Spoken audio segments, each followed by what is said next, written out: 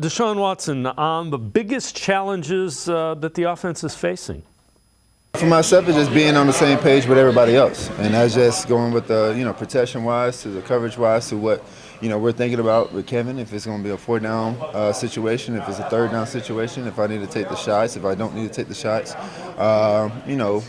and things like that. So just being able to just continue to grow and learn, and that's the biggest thing for me.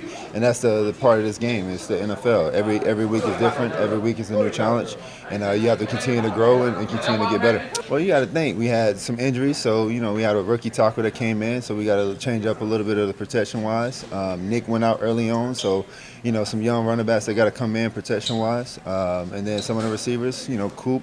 He was a guy that came along during camp. He didn't get too many reps. Elijah is new to the system with live bullets, so we didn't get too many live bullets in real games. You can't sit here and say, practice is going to be exactly the games. It's two different speeds and two different things that's, adjustable.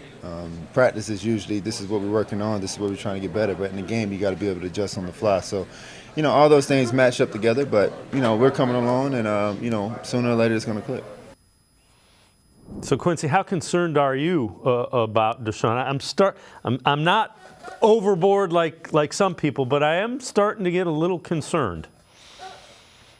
I think what happened for a lot of people was we knew that option one was on the table, right? That Deshaun Watson comes back and he's back to being 2020 Deshaun Watson. What we realized was also real on that table as well, that he horribly regresses and never gets back to anything close to resembling 2020 Deshaun Watson. And that realization, I think, is what people are reacting to. The truth is, we don't know which one of those two options on the table we're getting. We just know that they're both options on the table. And the latter option freaks us out a bit. So, yeah, I think when you look at Deshaun, when you look at all the issues, you can say that some of it's just, hey, he's been practicing a lot and not playing a ton. Maybe he just needs a couple games here to get it clicking and going.